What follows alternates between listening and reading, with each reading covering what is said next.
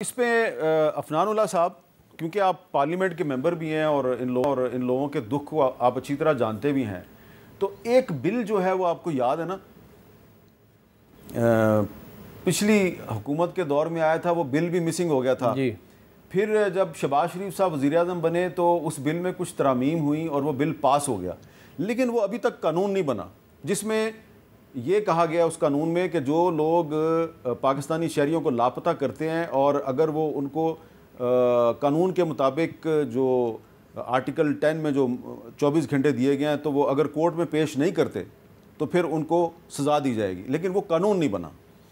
جی بدقسمتی ہے یہ بھی کہ وہ قانون اگر دونوں ہاؤسز سے پاس ہوئی ہوئی چیز بھی قانون نہیں بن رہی، تو اس کا مطلب یہ ہے کہ سسٹم کے اندر کہیں نہ کہیں معاملات ایسے ہیں جو کہ قانون کے تحت نہیں چل رہے، اور وہ کہیں نہ کہیں اس کو بل کو کہیں تو روکا گیا ہے۔ میرا خیال ہے کہ اس کے اوپر جو ہمارے وزیر قانون صاحب ہیں وہ زیادہ اس کے اوپر روشنی بہتر طریقے سے ڈال سکتے ہیں کہ وہ بل کہاں گیا، لیکن یہ اس کے علاوہ اگر آپ رضا ربانی صاحب سے کبھی پوچھیں تو آپ کو بتائیں گے بہت سارے بل ہیں اس طرح کے جو بالخصوص جو ان معاملات سے ریلیٹڈ تھے، جو کبھی بھی جس پہ لیجسلیشن ہوئی مگر وہ غائب ہو جاتے تھے، بل مسنگ ہو جاتے تھے۔ تو پھر ظاہر ہے یہ اس طرح معاملات جو ہیں وہ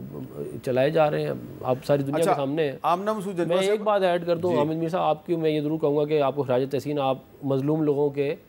لیے آواز اٹھاتے ہیں، جو کہ بڑا مشکل کام ہے اس معاشرے کے اندر۔ بہت شکریہ آپ کا۔ لیکن آمنہ مسعود ججوہ صاحبہ یہ بتائیں کہ مجھے یاد ہے ایک دفعہ سپریم کورٹ میں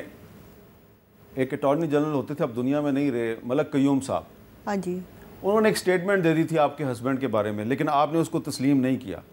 اور اس کے بعد پھر مجھے مسلم لیگ نون کے ایک ایم این اے صاحب جو ہیں، جو کافی عرصہ جنہوں نے جیل میں گزارا، انہوں نے مجھے بتایا کہ جو مسعود ججوہ صاحب ہیں وہ تو میرے ساتھ سیل میں بند تھے، میں نے ان کو بہت کہا کہ آپ یہ بات پبلکلی کریں، لیکن انہوں نے بات نہیں کی۔ کچھ آپ کو اندازہ ہے کہ آپ کے ہسبینڈ ہیں کہاں پہ؟ جی میرا یہی اندازہ ہے کہ یہ پاکستان میں ہی ہیں، اور کیونکہ دیکھیں 5 سے زیادہ لوگ ہیں جو پاکستان میں ہی ہیں، کسی جیل میں ہیں یا کسی سیل میں ہیں؟ کسی سیل میں ہیں، اور اب خدا جانے اب 19 سال ہو گئے، ان کی کیا کنڈیشن ہوگی، کیا مینٹل کنڈیشن ہوگی، کیا فزیکل کنڈیشن ہوگی، کیونکہ 5 سے زیادہ لوگ جو کہ واپس آئے ہیں ڈیٹینشن سے، انہوں نے گواہیاں دی ہیں۔ ڈاکٹر عمران منیر نے گواہی دی ہے، نذیر خالص نے گواہی دی ہے، لاہور کا ایک حافظ ایک لڑکا تھا، اس نے گواہی دی ہے کہ وہ زندہ ہے۔ ہاں جی، ایک ابراہیم خلیل ایک لڑکا تھا جو ادھر قلعہ دیدار سنگھ سے اٹھایا گیا تھا، اس نے گواہی دی ہے۔ تو یہ بے شمار لوگ ہیں۔ پھر یہ جو آپ جن ایم این اے صاحب کا بتا رہے ہیں، انہوں نے بھی مجھے فون کیا تھا۔ اچھا جی، انہوں نے مجھے بھی فون دیا کہ خوشخبری سنائی تھی کہ وہ زندہ ہیں، تو اس کے بعد پھر میں انہیں ڈھونڈتی رہ گئی اور وہ پھر مجھے ملے نہیں۔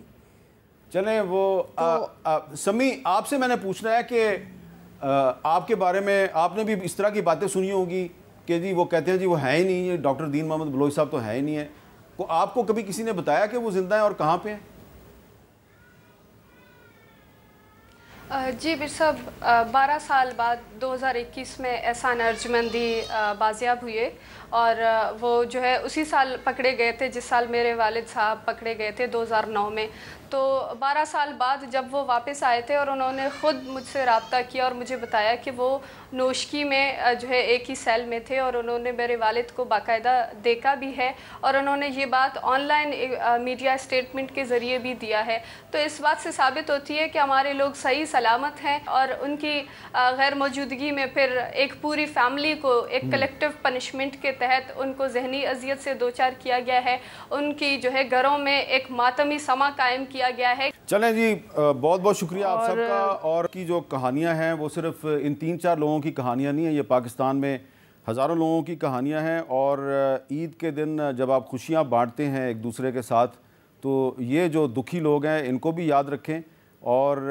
جو پاکستان کا جو حکمران طبقہ ہے اس سے یہ گزارش ہے کہ اگر آپ واقعی آئین اور قانون پہ یقین رکھتے ہیں تو آئین اور قانون کے تقاضوں کو پورا کرتے ہوئے یہ جو مظلوم پاکستانی ہیں ان کا بھی مسئلہ حل کریں، کیونکہ اگر یہ مسئلہ حل نہیں ہوگا تو یہ جو ماں جو ہے جو بددعائیں دے رہی ہے اور جو بیٹی اور بہن کے دل سے جو بددعائیں اٹھ رہی ہیں، تو آپ خود سوچیں کہ ایسی ریاست میں امن اور استحکام کیسے پیدا ہوگا جہاں پہ مائیں بہنیں اور بیٹیاں جو ہیں وہی ریاست سے خوش نہ ہوں۔